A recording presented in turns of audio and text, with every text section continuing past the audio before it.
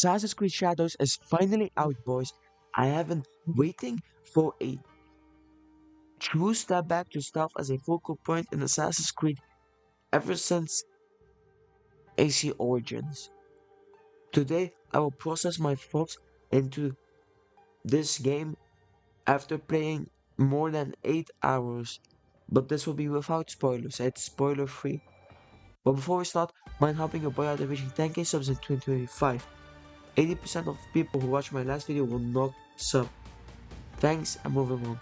I will skip the prologue of AC Shadows because of story spoilers, but I will make a video on prologue later on. The first thing I want to say is I have not played a lot of Yasuke yet ever since the prologue. He will join you on your quest, but the first like 4 hours is without Yasuke if you only focus on story mode. I did not. I just wanted to play. I just wanted to do side things. I just wanted to enjoy the game.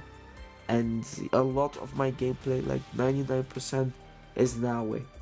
But the combat for Yasuke, from what I did play, is great.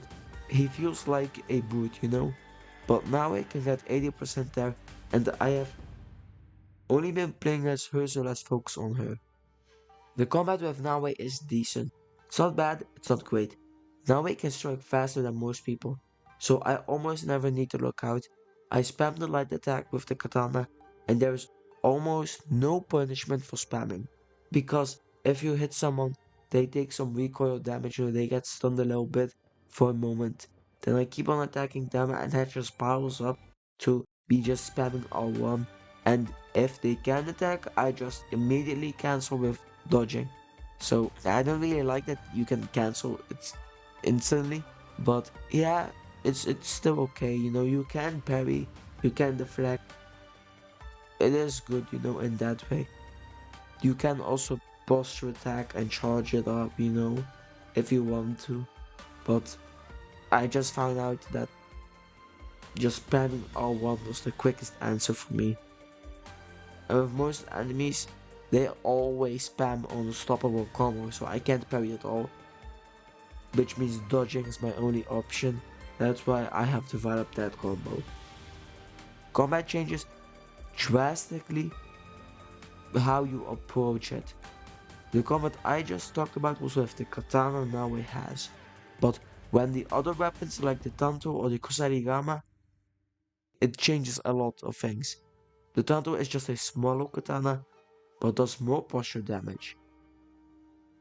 The kusarigama hits closer to the range of the katana, but with the heavy attack it's different.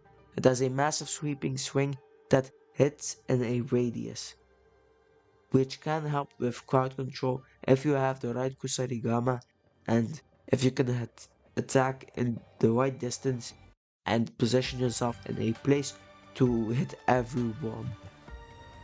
So you don't get jumped, you know, you reverse jump them. But this won't work if you get hit and die. That's why we have outfits. That's a part of it at least though. They all have their own effects. And that can change your build drastically. So you need to understand your fit to maximize its use, you know? Same goes with every other weapon. They all have their own stats and it makes your Nawe different than mine. So you gotta be careful with what type of katana you have. You know, I have two types of katana, a dazing and a bleed katana. The bleed can do good damage if I get it off, and most of the time I can if I spam long enough and the enemy has enough health to get the bleed proc.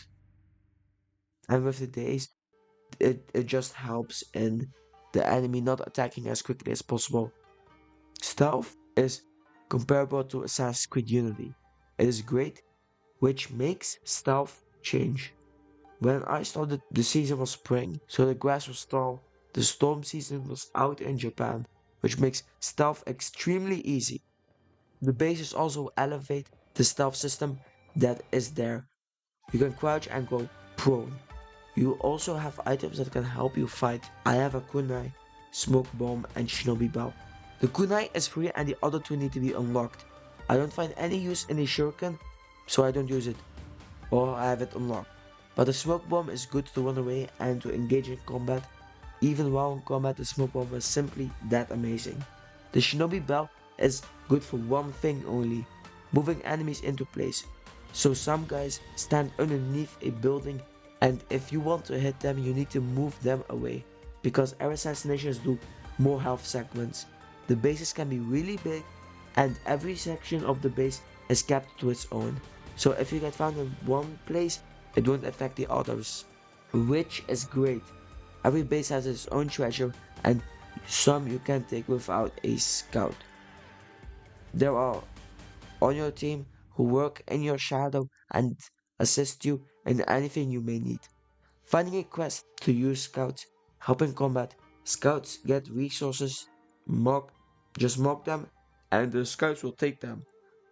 But you need to do is be a bit careful if you don't want to waste your time finding a quest, because they can really hide in a random ass corner that you can just skip for at least 30 minutes and walk around them.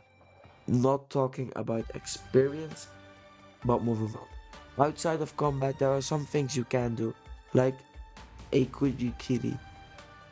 It is a mini game where there are 4 sections. You need to hit all of them on beat. It will slowly vanish and you need to remember the beat and what you need to hit. It is good, but what is better is in the next part. You get an in-game flashback to where Naue remembers a time before the prologue. After you do that, you can also do a Sumi E painting. She paints an animal just finding, but this quest, they are close to the road, so when you go to another quest, the animals just run away. So like when you're walking past them, they immediately just get away from there. I don't get any chance to see them and draw them. And I ain't moving slower because I got a lot of things to do in this game, and I don't want that Sumi E painting to waste a lot of time. Overall, this game is like a 7.5 out of 10. The story is great, but I can't say anything about it right now. The combat is good, not great, not bad, it's decent. The stealth is where this game really shines, with Naue. And the map is also great. You need to use the Pathfinder if you have marked stuff. You need to observe a lot, and that's great. I play on expert difficulty, so you need to look out, like, you need to reasonably think that these Ubisoft AIs can do some things, which is good. But yeah, if you made it this far, I am streaming this game on Twitch almost every night, so I have a link in the description. If you enjoyed this video, it might mean you like my style video. In that case, I enjoy that. And maybe subscribe for more Assassin's Creed Shadows content, Okay, that's enough. I need to hop back on. Thanks for watching.